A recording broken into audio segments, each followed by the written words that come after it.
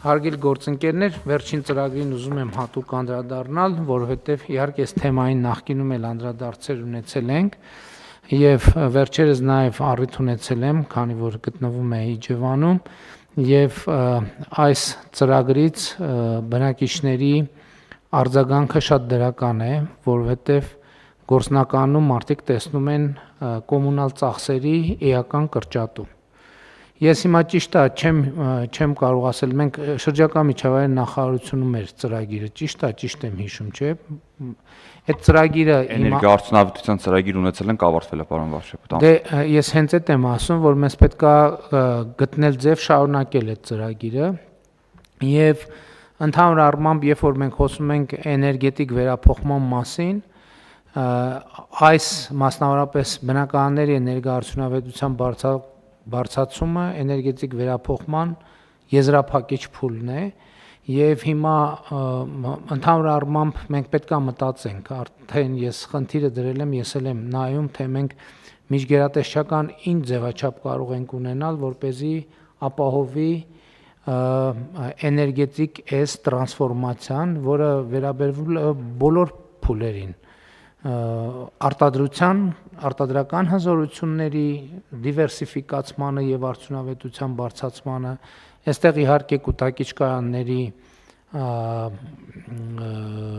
ենթակառուցվածքը շատ էական եւ կարեւոր է,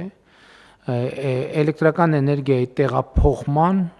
արդյունավետությանը, իհարկե նաեւ էլեկտրաէներգիայի արտադրության ձևերի բազմազանեցմանը եւ իհարկե շատ կարեւոր է էներգախնայողության ծրագրերը, որը էներգիայի խնայողություն, որ ասում ենք խնայողություն, դրանից տպավորությունն է, թե մենք ավելի սառը բնակարաններ պետք է ունենանք, բայց դրա մասին չի խոսքը, ընդհակառակը պետք է ավելի տաք բնակարաններ ունենանք, ավելի քիչ էներգետիկ ռեսուրսի ծախսմամբ։ Բայց հիմա այս ծրագրի արձագանքները լսելով, իհարկե որոշ դեպքերում մենք որակի հետ կապված խնդիրներ ունենք, մասնավորապես Դիլիջան, որ այցելել ենք, շենքերից մեկի պատի հետ կապված խնդիր կար, ելնում ենք այն կանխավարկածից, որ ծրագիրը բնականաբար պետք է բարձր որակով արվի, բայց նաև իմ արձագանքը հետևյալն է, որ այս ծրագրով մենք ներդրված գումար մենք գործնականում ուղիղ դնում ենք մարդկանց գրպանը, ուղիղ, առանց չափազանցության, դա տարիների ընթացքում։ Եվ ես հիմա տեսնում եմ, որ մենք հետևյալը պիտի անենք եւ միջգերատեսչական համագործակցությունը այստեղ էլի կարեւոր է, որ մենք պետք է նայենք հանրապետությունում մենք քանի պանելային շենք ունենք, որոնք սեյսմիկ խնդիր չունեն եւ մեր պլանն է նա, որ առաջիկա 50 տարում այդ շենքերը լինելու են եւ շահագործվելու են որպես այդպիսին։ Եվ մենք խնդիր պետք է դնենք բոլոր պանելային շենքերը էներգա արդյունավետության այս ծրագիրը իրականացնենք եւ ելի եմ ասում մենք այո պետք է ֆինանսավորենք, բայց նաեւ դրանով մենք ուղիղ մարդկանց այդ ընտանիքների գրպանը կամ ընտանեկան բյուջեում կոնկրետ ներդրում ենք անում եւ նաեւ էներգոարդյունավետության խնդիրն ենք լուծում, բայց դա իմ ընկալմամբ միջգերատեսչական կամ որևէ ֆորմատով աշխատանքային խմբի գործունեության մի փոքր հատվածը պետք է լինի եւ ընդհանրապես էներգետիկ տրանսֆորմացիան, ինչպես մենք արձանագրել ենք Հայաստանի տնտեսական եւ ինստիտուցիոնալ վերափոխման դոկտրինի մեջ, պետք է լինի մեր աշխատանքի ամենակարևոր ուղղություններից մեկը եւ իհարկե մեզ անհրաժեշտ է նաեւ ուսումնասիրել այն փորձը, որը արդեն կա։ Մասնավորապես Գերմանիայի Դաշնություն նախորդ տարեվերջին իմ կատարած այցի ընթացքում մենք այդպիսի մի այց ունեցանք, որը ամբողջությամբ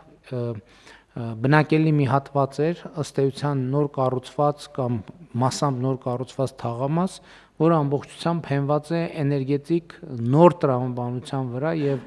էներգիայի, իմիջիայլոց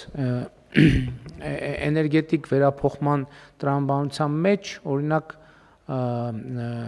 իրերի ինտերնետը եւ խելացի բնակարանների տրամաբանությունը շատ էական նշանակություն ունի, որովհետեւ մենք չգիտենք ընդհանուր պետական գերատեսչության շենքերում մենք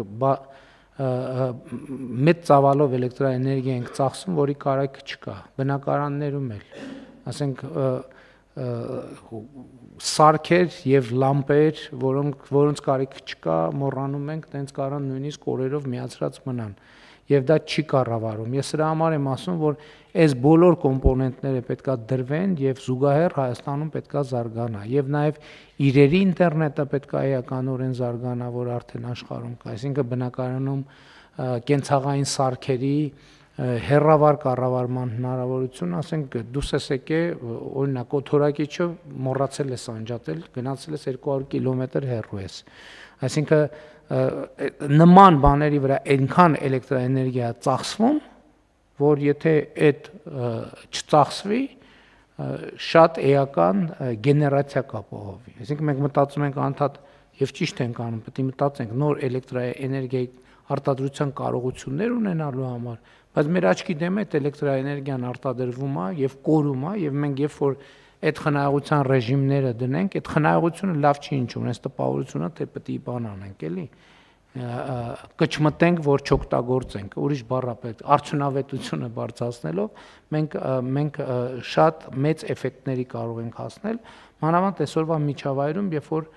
մեր ներդրումային ծրագրերով մեզ գնալով ավելի ու ավելի շատ էլեկտրական էներգիա է պետք լինելու, բայց ամեն դեպքում դա եւ ընդ որում տնային ընտանիքների բյուջեներից արվում են ծախսեր, որ չի հաշվարկվում, ոչ մեկ չի հաշվարկվում, այսօր մենք խոսում ենք բարեկեցության մասին, աղքատության մասին, մենք չգիտենք մեր տներում ինչքան սարք անիմաստ միացրած մնաց եւ մենք մի ամիս, 2 ամիս, 3 ամիս, մի տարի, 5 տարի, 10 տարվա ընթացքում ինչքան փող դրա համար ավել գնաց, երբ որ հաշվարկ արվի, կարող է մի հատ մեծ կլորիկ գումար է ձևավորվելու, չի կարա այդպես չլինի, չի կարա, բացառված է, որ այսօր համատարած այդ խնդրեմը կա եւ միշտ էլ եղել է, այսինքն էներգետիկ տրանսֆորմացիա ասելով ես այս նկատի ունեմ, որ էներգիայի մասին մեր պատկերացումները էականորեն պետքա փոխվեն։ Կամ էլի նույն օրինակն եմ ուզում բերեմ, երբ որ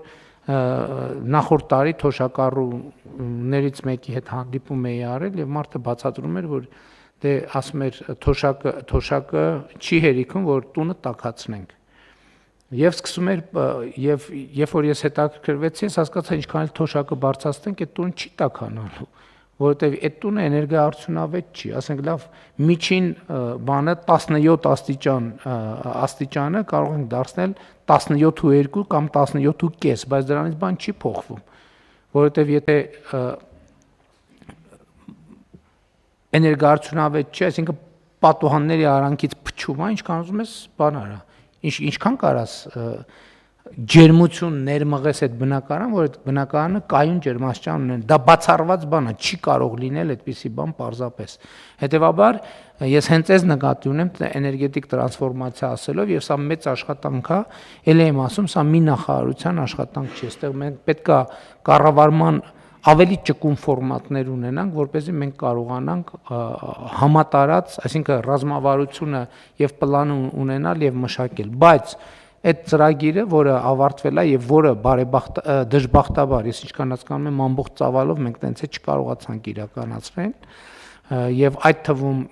մեր ընկալումներ, այդ համակարգային դիմադրությունը տեղել է արտահայտվում, նախ ընկալում չկա, այսինքն նույնիսկ բնակիչներ, երբ որ մենք սկսում ենք այնտեղ, մարդիկ դեռ չեն բանանում, չեն ընդունում, որովհետեւ այնտեղ կտոր կար 5%, թե ինչքան բնակչությունը պետքա վճարի եւ այդպես շարունակ։ Եվ